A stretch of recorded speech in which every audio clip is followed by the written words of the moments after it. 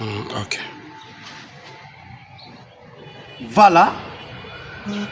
Mais c'est Paul Kagame vient d'être isolé par le président Tshisekedi.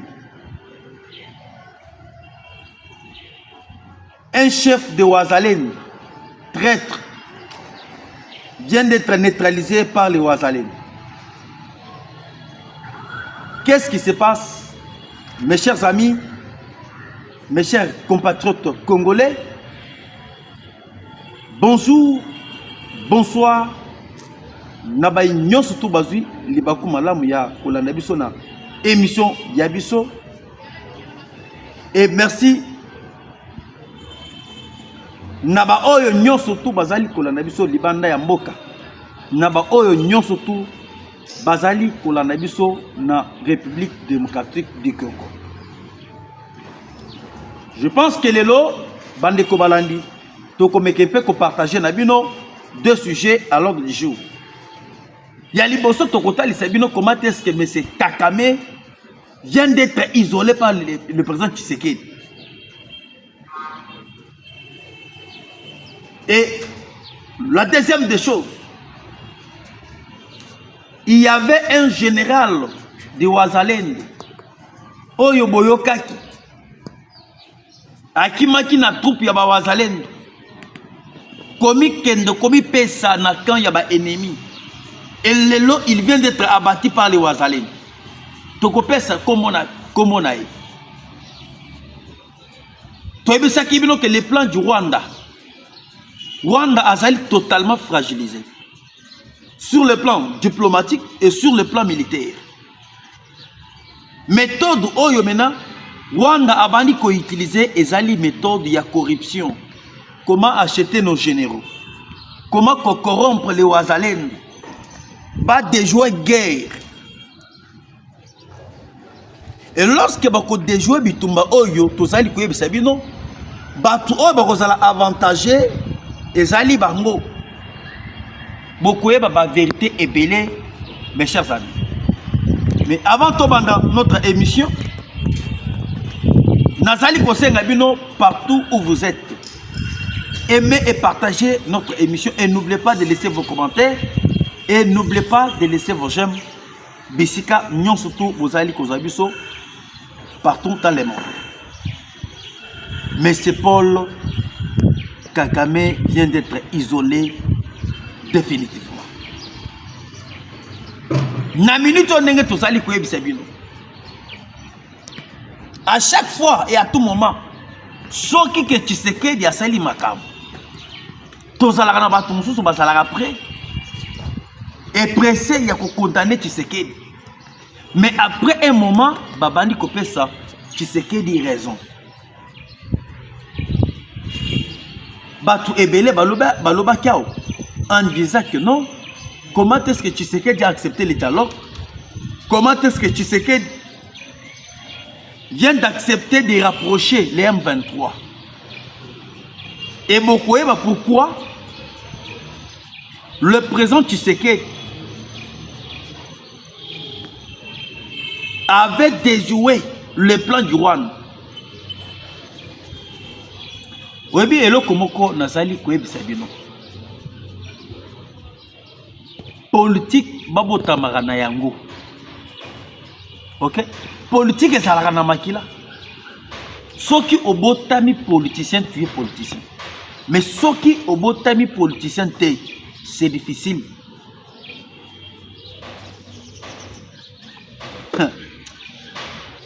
Nabetela kibino lisolo hier sur mon émission. Trump avait dépêché son émissaire en République démocratique du Congo, Pambaté.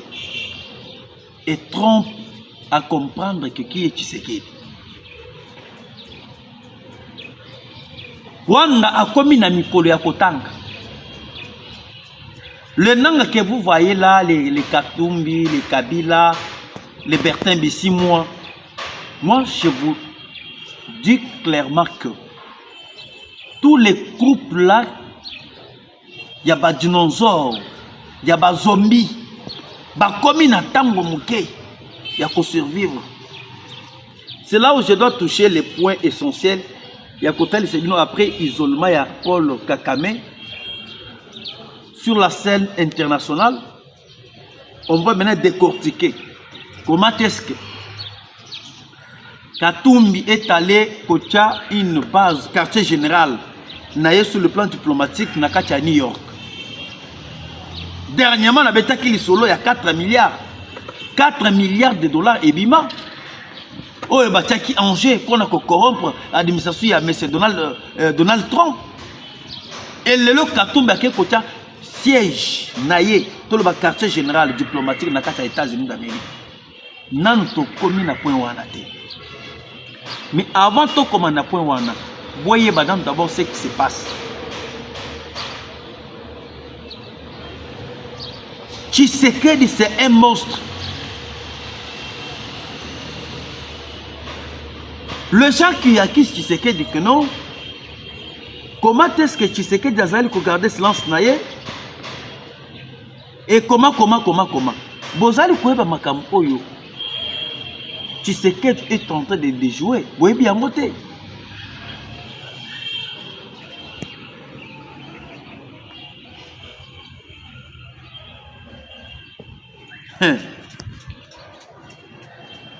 Nazoe bisebino na minute oyo.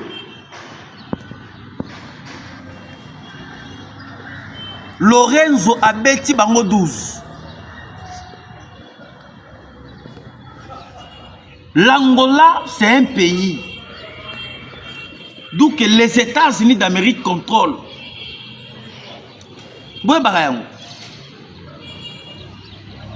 Beaucoup qui combattent Bokiti.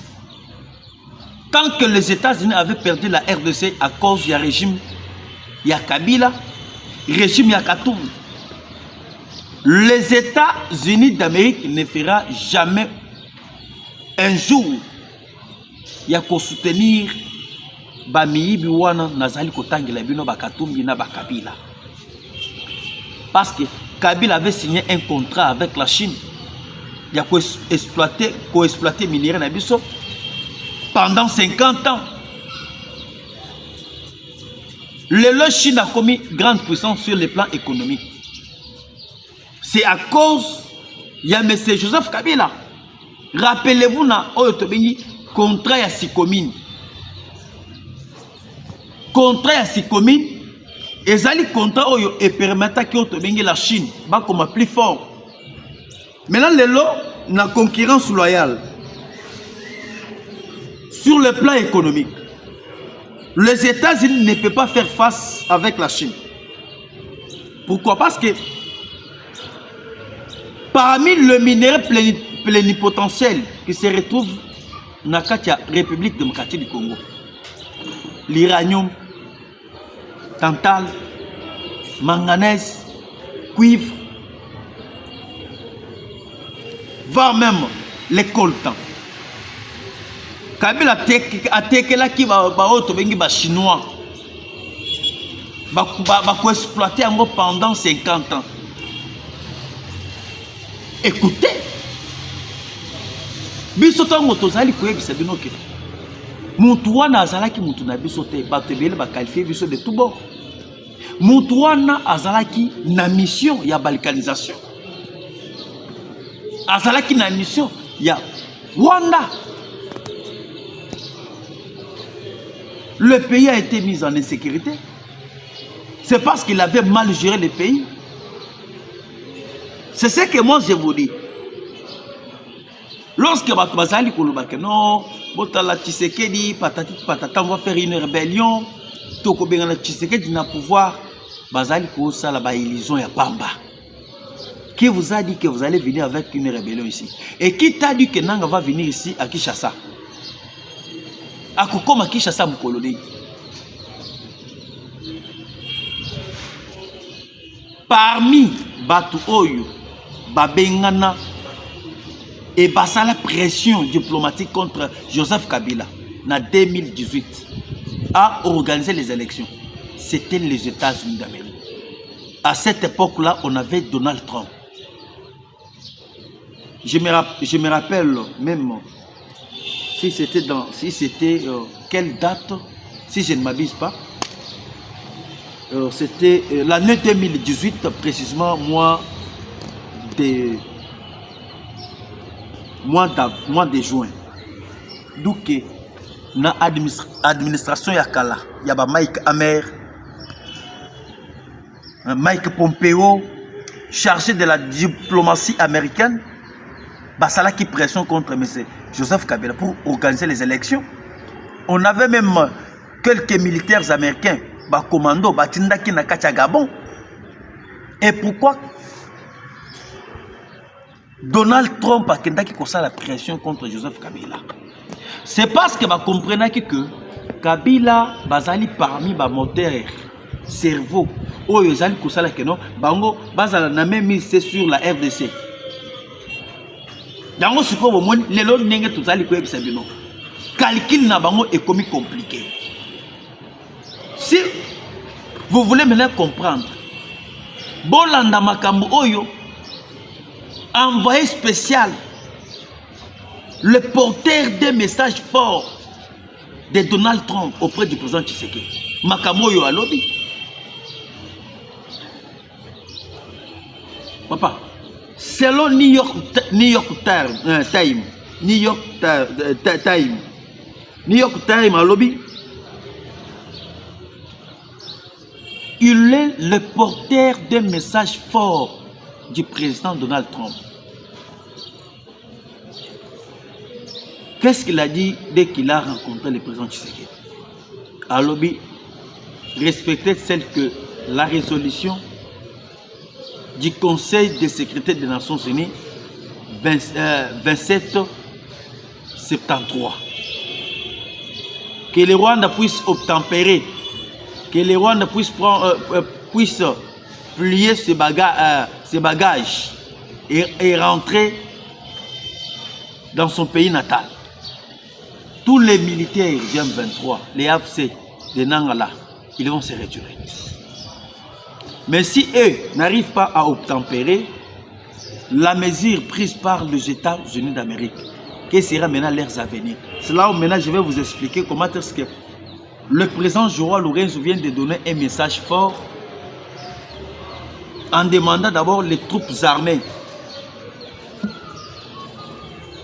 du M23 de se retirer et de respecter les cessez-le-feu et de respecter la résolution 2773 du Conseil de sécurité des Nations Unies. Na minute où on déjà que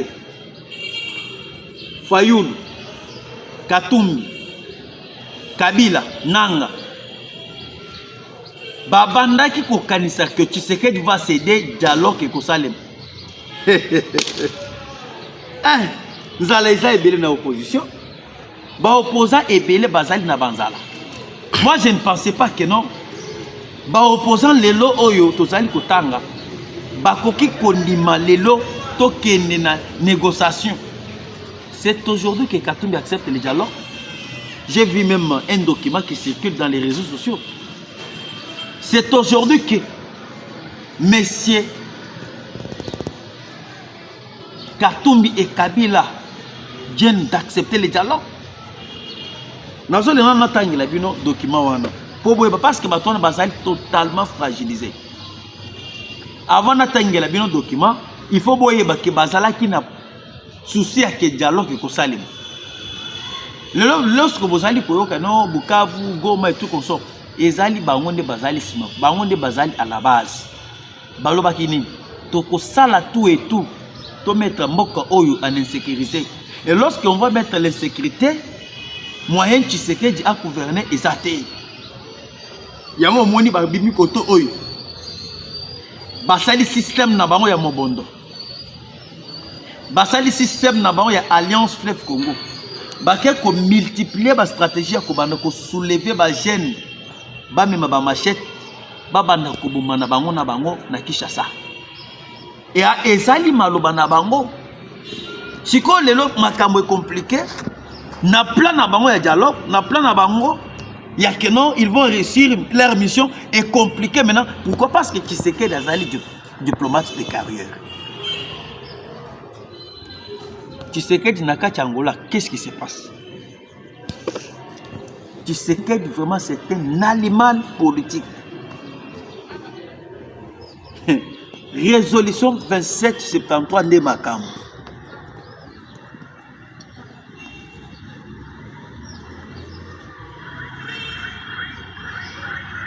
Bozoli nga bosa la politique, mais bozali na difficulté à comprendre basinji temps. Lui-même, Etienne Tshisekedi Amoulouma nous disait que ceux qui osent comprendre la politique, osa la politique, il faut botter la bassine du temps. Les lots qui vous, rébellion est éliminé. Partout, rébellion est éliminée. Bazali ko avancer les sources. Et zali bassine du temps. Et zali ko l'accès déjà que Bango Bazali déboulonné sur le plan diplomatique. Alors, je vais maintenant vous dire ce qui se passe. Mes chers amis, Lorenzo joue en faveur de Tshisekedi au détriment de M. Kakamistan. Soyez calme. L'homme à la politique de haute définition joue sa dernière carte avec son homologue angolais, Joao Lorenzo. L'objectif est d'isoler M. Paul Kagame avec les M23 parce qu'ils ont affirmé que c'est une affaire des Congolais, des Congolaises. Ensuite, ça sera l'exécution du processus de Nairobi sous la médiation du président de l'Union africaine.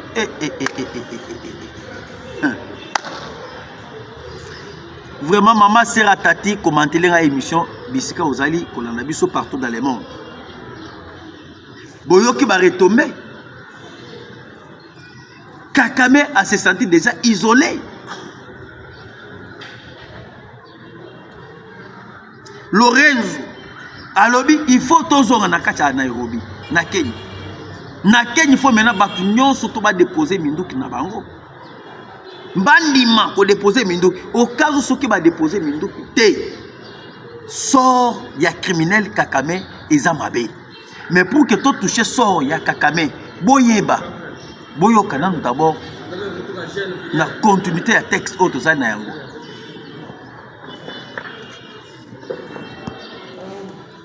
C'est Bertin Bisimwa qui est officiellement invité comme représentant du M23. Vous avez suivi? Bertin Bisimwa est représenté officiellement comme représentant du M23 AFC Fleuve Congo de M. Corneille Nanga. La partie congolaise sera composée des délégués du chef de l'État, mes chers compatriotes, et pris qui croyaient prendre sur Bertin Bisimwa oser refuser l'application du processus de Nairobi. Alors, tous les caméras du monde se tourneront vers M. Paul Kagame. Oyo bande konabiso ba Congo balubaki, batulampa kaba mona ve peleve.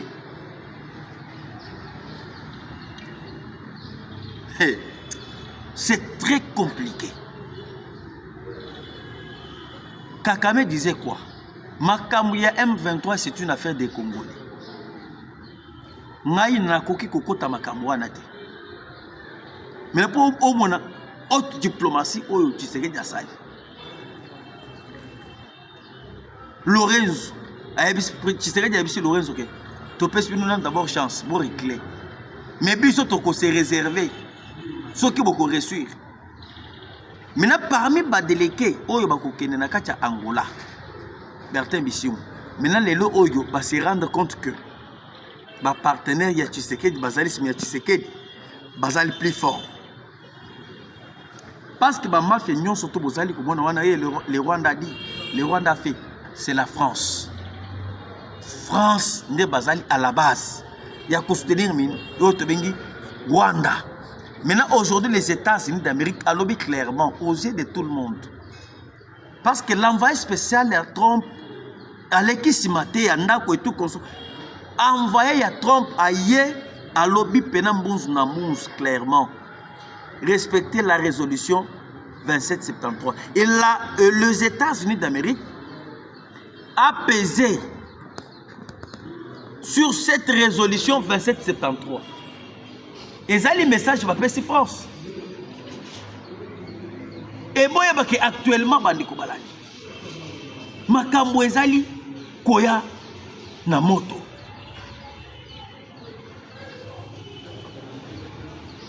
Et vous pouvez les constater à travers ces sorties médiatiques et vous comprendrez que l'homme est en colère. Car la carte qui se joue n'est pas en sa faveur. Joao Lorenzo Chou n'a pas piégé Tshisekedi comme plusieurs le pensaient, mais il a plutôt piégé Kagame et Ruto. En tant que président de l'Union africaine, il s'est approprié la médiation de ces deux processus. Luanda qui met face à face Tshisekedi et Kagame à Nairobi, qui concerne tous les troupes armées, y compris les M23, de se retirer.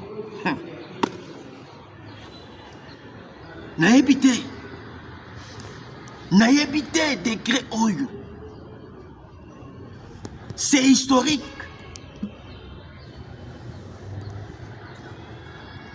Tshisekedi a reçu une bonne formation par son père.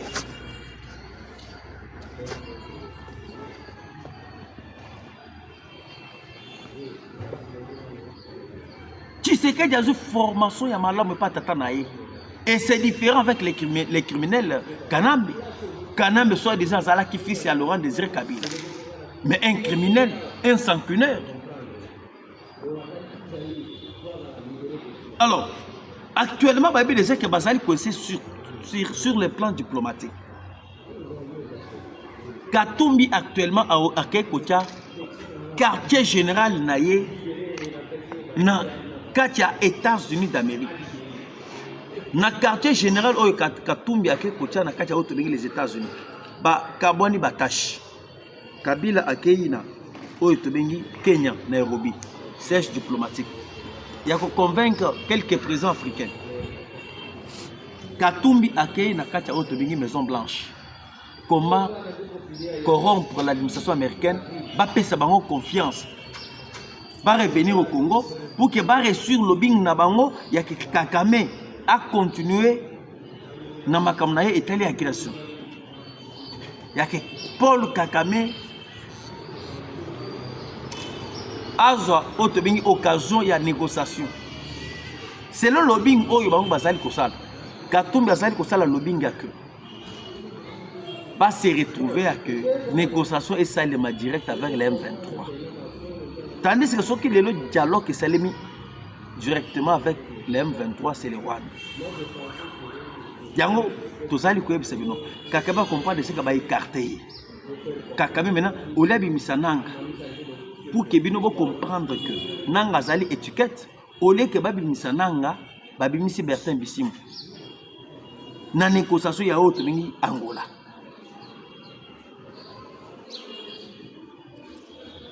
Batouana Basali Bando. Basali Batou, il faut que balancer mandat d'arrêt international. On les arrête. Ce sont les ennemis du peuple. Toi, tu peux imaginer, les gens parlent de M. Pierrot Louard. Est-ce que Bino Bossi Boyeba Pierrot Louard? Aujourd'hui, la vérité est venue. Pierrot Louard est soutenu par Mme Olive Lembe Kabila. Mon toit a financé bon ya que Pierrot Louard a critiqué le gouvernement congolais. Et Zali financement ya Mme Olive Lembe Kabila, l'ancienne première dame. Et à part ça, Olive Lembe est en train de payer Stani Bouchaker. Stani Bouchaker est payé par Mme Olive Lembe Kabila. Avec objectif déstabiliser la communication de la République démocratique du Congo. Moi, je me demande, est-ce qu'un vrai Congolais disant, un vrai patriote, a coqué Kondima, a ça la makambo, au détriment, il y a peuple rwandais, pour le détriment, il y a peuple ougandais.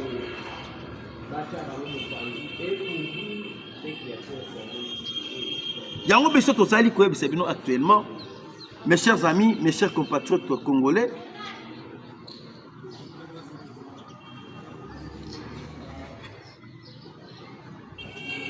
Actuellement, Kagame se sent maintenant en insécurité chez lui. Parce que, parmi qui un peu pour déboucher les Wazalendo, basomba bango na bambongo, ndenge basomba ki ba colonel na ba généraux mususu. Ya Bukavu va même Goma et Simbité. Boyoka ki lisolo ya général Kabido, Kasirika Kabindo, ou ya keleko région de mouvement ya M23. lelo bato oyo bakendaki na bango bazongi. Et lelo pe nayoki coupe mususu ya bawazalendo balingaki bakima par rapport ya mbongo bako c'est ezali mbongo ezali kotambola ba comprendre déjà que bazali na facilité te ya ko percer ouvrir kokota na kati ya ouvrir bato basali pena sentir na kati ya ouvrir ezali bawazalendo moyen bango bakota ezate maintenant moyen oyo bazo l'utiliser ezali moyen ya ko corrompre neto yo tozali na Fizi précisément na chef du groupe Wazalendo, le général Tentezi Kimbukila. Tentezi Kimbukila et il a été neutralisé par les Wazalendo parce que Azala qui n'a pas Wazalendo Moussou Alinga qui a rejoint le mouvement ya AFC Fleuve Congo. Le général Tentezi Kimbukila a été neutralisé par les Wazalendo.